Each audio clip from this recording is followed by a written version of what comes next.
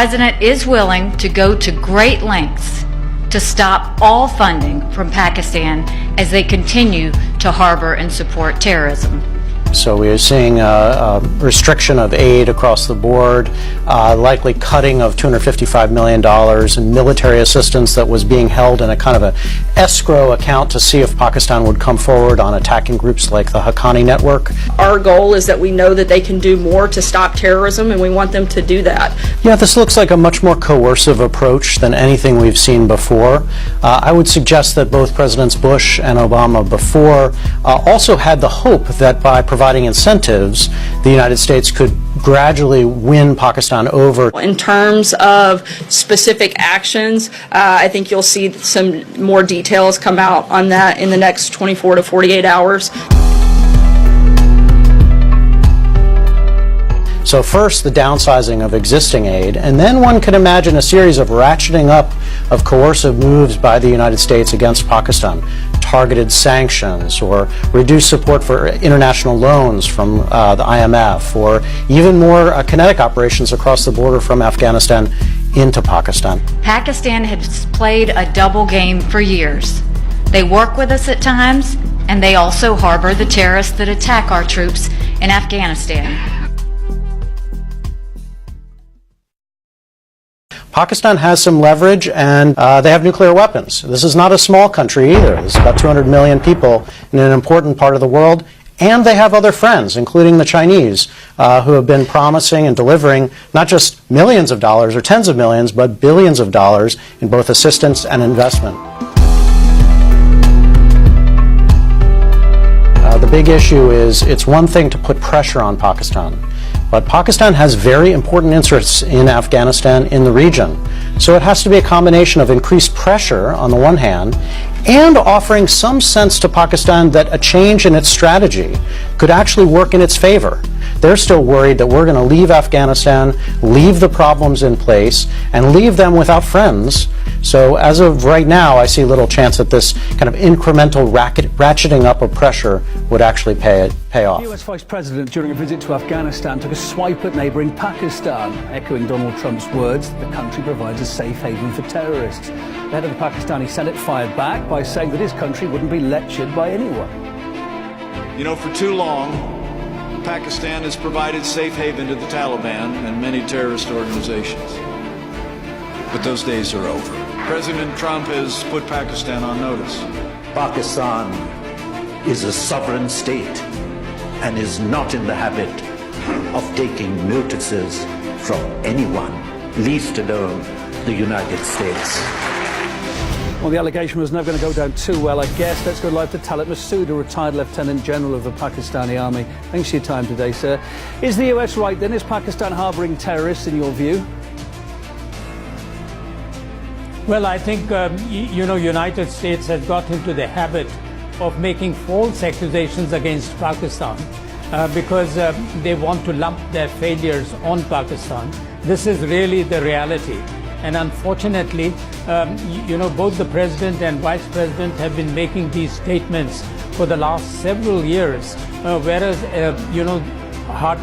they hardly have control over 50 to 60% of the territory in Afghanistan. So on what basis are they talking that Pakistan would be providing safe havens? Because there are plenty of havens in Afghanistan itself. So it's a self-defeating argument. It shows the level of frustration that US is suffering as a consequence of its failure in Afghanistan. It has been 17 years that they have been in Afghanistan, and they don't have anything to say that they did something good for Afghanistan except to bring death and destruction. Why has it dragged on like that in your view in Afghanistan?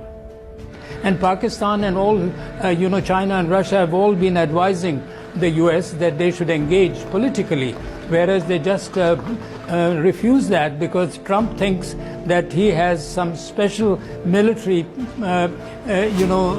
policy or tactics that will make him win this time, which they haven't succeeded for the last 17 years. Well, you're saying 17 years. Will there be any change anytime soon in that policy then?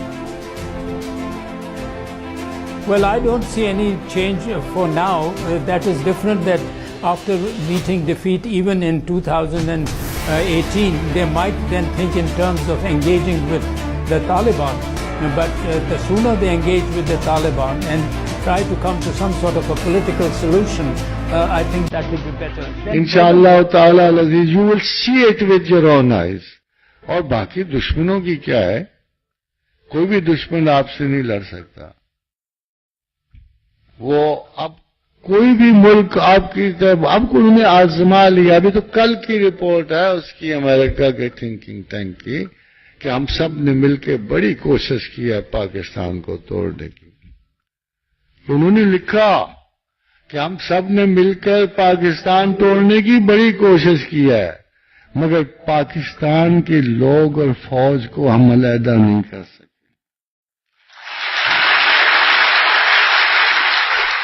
انہوں نے کہا کہ ہم نے بڑے stent کھیلے ہیں, ہم پاکستانی عوام کو پاکستانی فوج سے جدا نہیں کر سکتے. Now it is time to shift to other activities, not to try this separation. اب پاکستان کو ہم ڈی اسٹیبل نہیں کر سکتے, اب پاکستان نے آگے بڑھنا. اور فوج سے بھی ریکویسٹ ہے کہ اپنے بھائیوں سے ذرا محبت سے کلام کیا کریں. ہمارے ابھی فوجی تو اپنی ٹریڈیشن نہیں چھوڑتے ہیں, لگتا ہے کہ بڑے پکے ہیں ضد کے. جب بھی قوم ذرا سی خطرے میں آئی ان کو پتہ نہیں کیا ہو جاتا ہے, فوراً لڑنے آ جاتے ہیں. یہ اپنی ٹریڈیشن نہیں چھوڑتے.